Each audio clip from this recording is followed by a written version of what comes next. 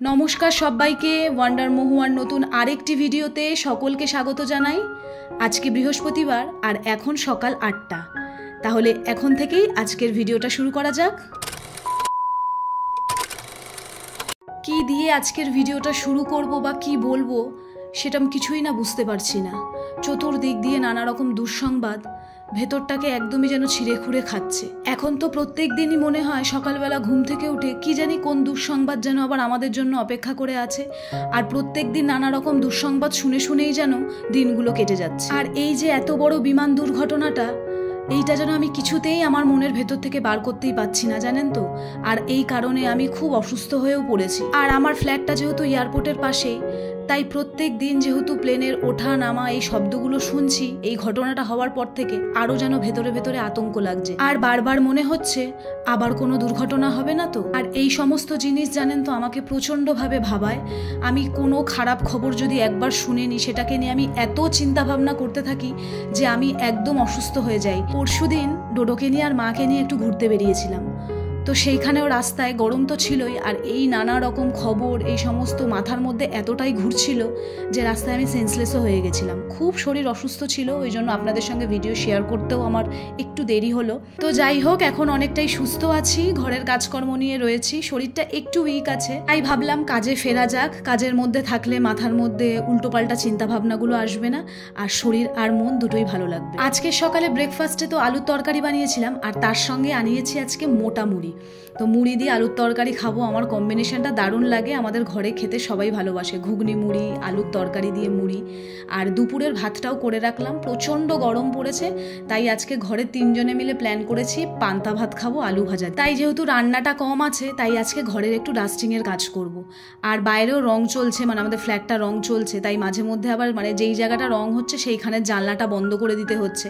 তাই এখন একটু দেখে নিলাম, দেখে জানলাটা খুলে দিলাম। চলুন তাহলে এখন চটপট করে ঘর পরিষ্কারের কাজগুলো সেরে নিই। সোফাটা তো প্রত্যেক দিনই পরিষ্কার করি, ওটা নিয়ে বলার কিছু নেই। আর আজকে আপনাদেরকে একটা জিনিস দেখাচ্ছি, দাঁড়ান। এই দেখুন, এটা হলো ডোডোর 6 মাসের ছবি। ওকে তো আমরা অন্নপ্রাশন মন্দিরে নিয়ে গিয়ে দিয়েছিলাম, তো তখনকার ছবি এটা। আমি সবসময় চেষ্টা করি সপ্তাহে 2 দিন ওইটা আমি শুধুমাত্র ঘর পরিষ্কার করার কাজে দেব, কারণ এত সুন্দর করে গোটা ফ্ল্যাটটাকে সাজিয়েছি, সেটাকে যদি একটুখানি পরিষ্কার পরিচ্ছন্ন পরিপাটি করে না রাখি তাহলে নিজেরও দেখতে ভালো লাগে না। আর এখন যেহেতু নতুন জায়গা, তো অনেকেই আসছে আমার ফ্ল্যাটটাকে দেখতে, তো তারা এসেও তাদেরও বা ফার্স্ট ইমপ্রেশনটা কেমন লাগবে, তাই না? ওই জন্য আমি সবসময় চেষ্টা করি যে ঘরটাকে একদম টিপটপ করে গুছিয়ে রাখতে। আর একটা ছোট্ট কথা আপনাদের সাথে শেয়ার করে নিচ্ছি। আপনারা হয়তো আমার ভিডিওর মানে ব্যাকগ্রাউন্ডে অনেক গাড়ি ঘোড়ার আওয়াজ পাবেন, প্লিজ একটু ম্যানেজ করে নেবেন। আমি দুঃখিত এর জন্য, কারণ আমার একদমই রাস্তার ধারে বাড়ি, তো তাই প্রতিনিয়ত সারা দিন সারা রাত গাড়ি ঘোড়া চলাচল করে, তো প্লিজ একটু ম্যানেজ করে নেবেন। চলুন আজকে ঘরের কাজ সারতে সারতে আপনাদের কিছু কমেন্টের আমি রিপ্লাই দেব। তো প্রথম কমেন্টটা যিনি করেছেন, তিনি আমার গৃহপ্রবেশের ব্লগটাতে কমেন্ট করেছেন হোম কুকিং নামে একটি চ্যানেল থেকে।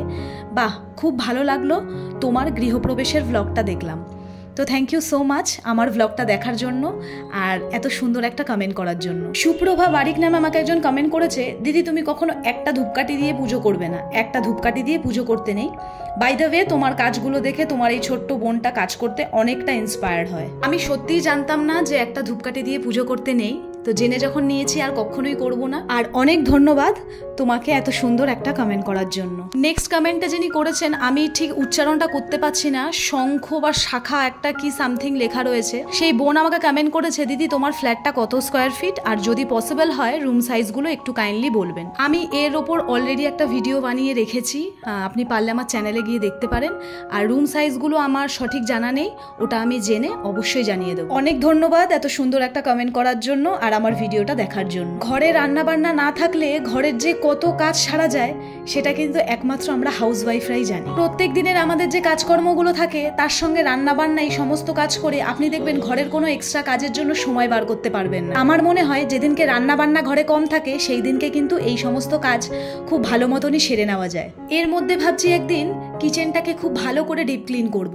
প্রায় তো 1 মাস হয়েই গেল আমি নতুন ফ্ল্যাটে এসেছি, তাই প্ল্যান করেছি যেই দিনকে এরকম রান্না কম থাকবে সেই দিনকে আমি পুরো রান্নাঘরটা খুব ভালোভাবে পরিষ্কার করব। শরীরটা একটু দুর্বল রয়েছে, প্রথমে ভেবেছিলাম যে হয়তো করতে পারবো না, তারপর ভাবলাম যে না, আস্তে আস্তে সমস্ত কাজগুলো করে নিই, তাড়াহুড়ো তো সেরকম কিছু নেই, বসে থাকলে তো বসে থাকাই হবে। এই যে এখন আস্তে আস্তে করে সমস্ত কাজগুলো সেরে নিচ্ছি, এই যে আপনাদের সঙ্গে কথা বলতে বলতে আমি ঘরের অর্ধেক কাজ সেরে নিলাম। এক সময় ভাবি জানেন তো যে আজকে তো ঘরের রান্না কম আছে বা কাজ কম আছে, আজকে একটু শুয়ে বসে দিন কাটাবো, কিন্তু বিশ্বাস করুন একদমই পারি না, আমি একদমই বসে থাকতে পারি না। আমি সব সময় ধরুন আমার কাজ কম আছে, আমি চিন্তা করি কোন কাজটা করে রাখলে আমার এই কাজটা এগিয়ে যাবে, বা ওইটা একটু পরিষ্কার করি, এটা একটু পরিষ্কার করি।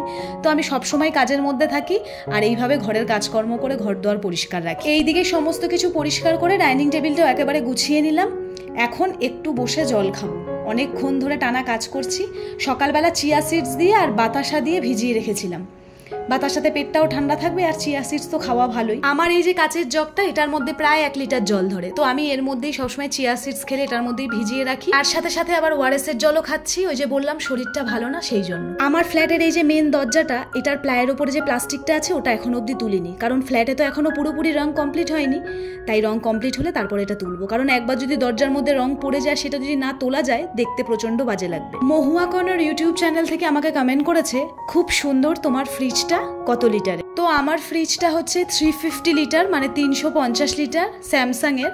আর আমার ফ্রিজটা ওই 2 মাস মতন হলো আমি নিয়েছি। বিপাশা হালদার বলে আমাকে একজন কমেন্ট করেছে, তোমার অ্যাকোরিয়ামটা দেখিও। হ্যাঁ, অবশ্যই একদিন আমার অ্যাকোরিয়ামটা খুব ভালোভাবে আমি আপনাদের সঙ্গে শেয়ার করব। আপনাদের এত সুন্দর সুন্দর কমেন্ট পেয়ে সত্যি আমার ভীষণ ভালো লাগছে।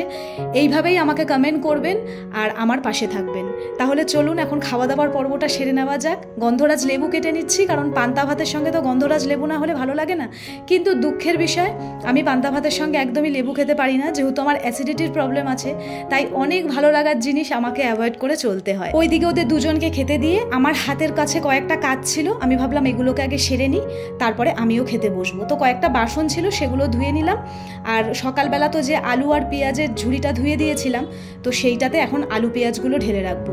খুব শীঘ্রই না এই আলু পেঁয়াজ রাখার জায়গাটাকে আমি চেঞ্জ করে ফেলবো, কারণ আমার খুব অসুবিধা হচ্ছে।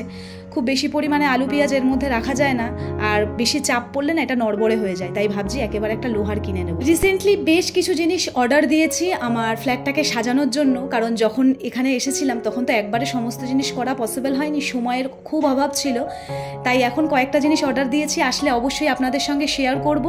আর কোথায় কোনটা লাগাচ্ছি বা কিভাবে কি সাজাচ্ছি সেগুলো তো অবশ্যই আপনারা জানতে পারবেন। চলুন তাহলে, খাওয়া দাওয়া শেষ করলাম, খেয়ে মেডিসিন ছিল সেগুলোও নিলাম, এখন একটু রেস্ট নেব। আর ডোডো আমার জন্য একটা আইসক্রিম রেখেছিল ফ্রিজে, আসলে জেঠিমণি মানে আমার যা দিয়েছিল ওকে, ও একটু খেয়েছে, আবার আমার জন্য একটু রেখে দিয়েছিল, তো সেটাই একটু বসে বসে এখন খাবো। আর ওই যে বললাম ফ্ল্যাটের বাইরে রং হচ্ছে বলে দরজা জানলা সমস্ত কিছু বন্ধ করে রেখেছি, এখনও রং হচ্ছে, একটু পরেই হয়তো শেষ হয়ে যাবে। তাহলে আজকের ভিডিওটা এই পর্যন্তই থাক। সকলে ভালো থাকবেন, সুস্থ থাকবেন, অবশ্যই নিজেদের খেয়াল রাখবেন। আর আমার ভিডিওগুলো কেমন লাগছে অবশ্যই কিন্তু জানাবেন। দেখা হচ্ছে খুব তাড়াতাড়ি।